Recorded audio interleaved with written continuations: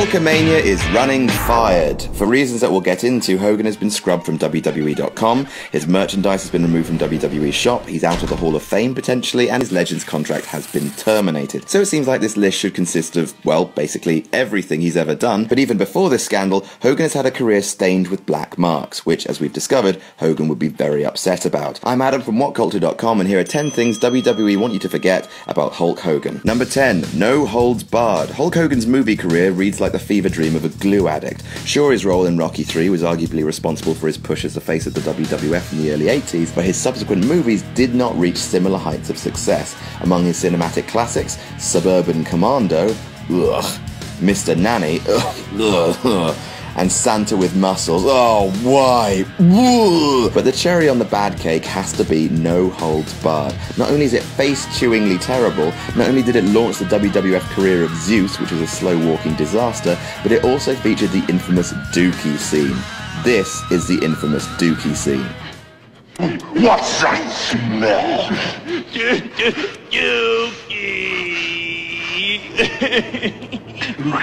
That is not acting. That is a scripted aneurysm. Number 9, his TNA run. What is TNA? The WWE will never mention them. Remember Sting's run with the company? Nope.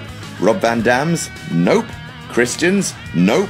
Bubba Ray? Nope, nope, nope, nope. The Hulkster worked for Dixie Carter's company for 4 years and accomplished very little whilst costing him a very lot. He was one of the people responsible for TNA moving to Monday nights, where they got their asses handed to them. So, you know, thanks Hulkster. Here's $1 million.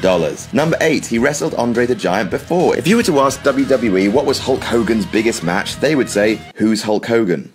But if you ask a fan, they would say Hulk Hogan versus Andre the Giant at WrestleMania 3, where the two perennial babyface behemoths would finally face each other after Andre did the unthinkable, allied himself with Bobby Heenan, and tore Hulk Hogan's shirt, the French Monster. It was hyped as a match of the century, the first ever, the premiere clash, the never before seen. Of course they wrestled before. 7 years earlier, in fact, in a match at Shea Stadium, the two men fought with roles reversed. Andre as victorious babyface, Hogan during his heel run with classy Freddie Blassie as his manager. Andre pinned Hogan after a splash before the Hulkster bloodied him in revenge, a far cry from the heroic battle that would occur for the first time ever 7 years later, except it didn't because Hulk Hogan never existed. Got it? Number 7, the Monster Truck Sumo match. Just saying the words Monster Truck Sumo match has made me irreversibly dumber. It's a stupid idea at the best of times. Considering that this was also the debut match of the Giant, aka the Big Show, watching these two monsters having a shoving match in their vroom vroom cars on the roof of a building kills more brain cells than drinking a bottle of whiskey and then headbutting a bottle of whiskey. The Giant's monster truck had huge plastic teeth,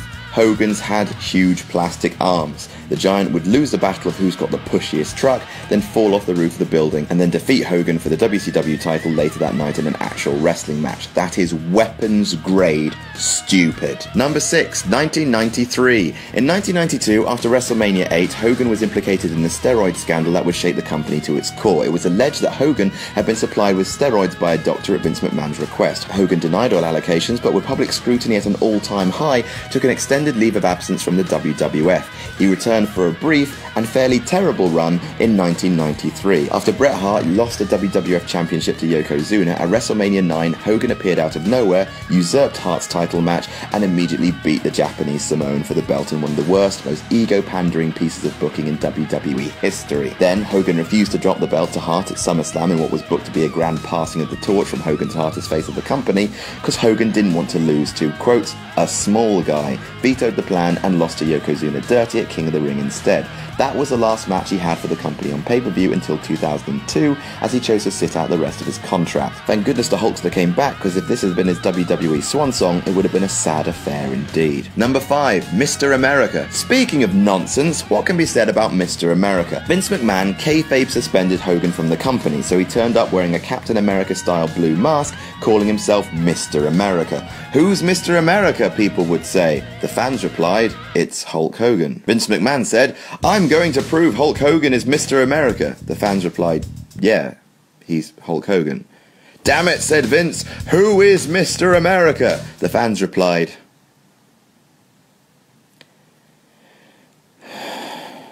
Number 4, The Russo Years, The Finger Poke of Doom, Halloween Havoc 1999, Bash at the Beach 2000. All of these god-awful shenanigans took place in WCW, but they exemplify some of the worst aspects of working with Hogan. Vince Russo is, to many hardcore fans, the chuckle-brained